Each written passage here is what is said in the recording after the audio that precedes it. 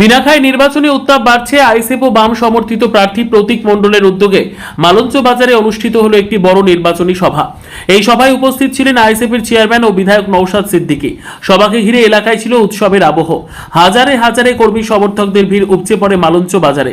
জনসমাগম দেখে স্পষ্ট আসন্ন বিধানসভার আগে জোরদার প্রচারে নেমেছে আইএসএফ বাম জোট।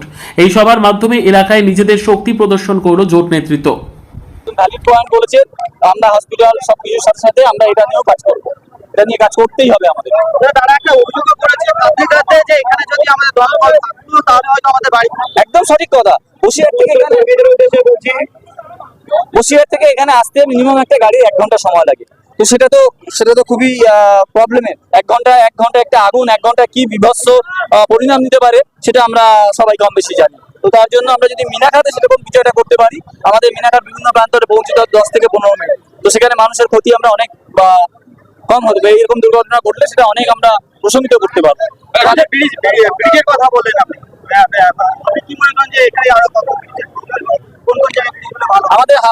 আমাদের এই পারের সঙ্গে বিদ্যাধরী নদীর উপরে মাঝির পাড়া আটপুকুর যে আমাদের মিনাখার যে অঞ্চল এটা আছে, হারোয়ার 4টে অঞ্চলের সঙ্গে মানে এদিকটাতে হারোয়ার ডাইরেক্ট এই কানেকশনটা আমাদের খুবই দরকার। এবং আমাদের দীর্ঘদিনের মিনাখাবাসীর দাবি একটা ব্রিজ বিদ্যাধরী নদীর উপরে যেটাকে মিনাখার সাথে হারোয়ার একটা কানেকশন তৈরি করবে, সেটা আমাদের খুবই দীর্ঘদিনের দাবি এবং সেই দাবি নিয়ে আমরা কাজ করতে চাই। আপনি মাঝের পাড়া ফেরিঘাট প্রসঙ্গ করলেন, সেখানে আপনি বললেন যে পরিমাণ টাকা সেখানে যে ফেরিঘাট তৈরি হয়েছে সেখানে কিছু পরিমাণ টাকা দেখুন,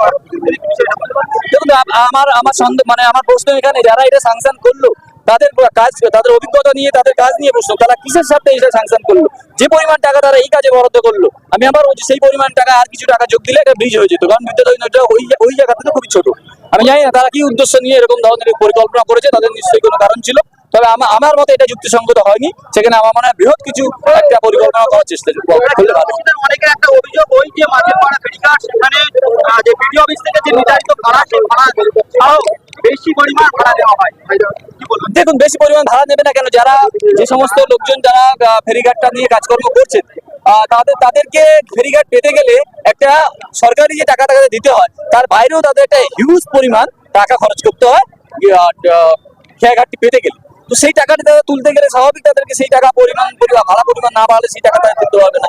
কোনো মানুষই চাইবে না বাড়ির থেকে টাকা দিয়ে মানুষ সে ক্ষতি করতে, সে ব্যবসা করতে এসছে। তো স্বাভাবিক এটা খুবই একটা স্বাভাবিক প্রক্রিয়া যে সে যখন বেশি টাকা দেবে সরকারি যে নিয়ম কানুন মেনে তার থেকে এক্সট্রা টাকা অন্যদিকে খরচ হবে, তখন সেই টাকাটা তুলতে সে তো ভাড়া বাড়াবে।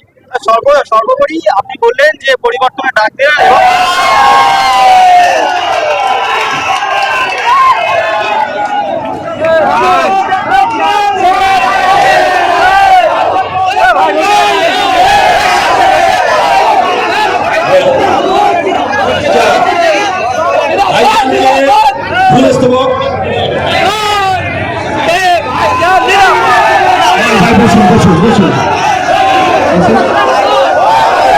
সবাই আসবে মাঝে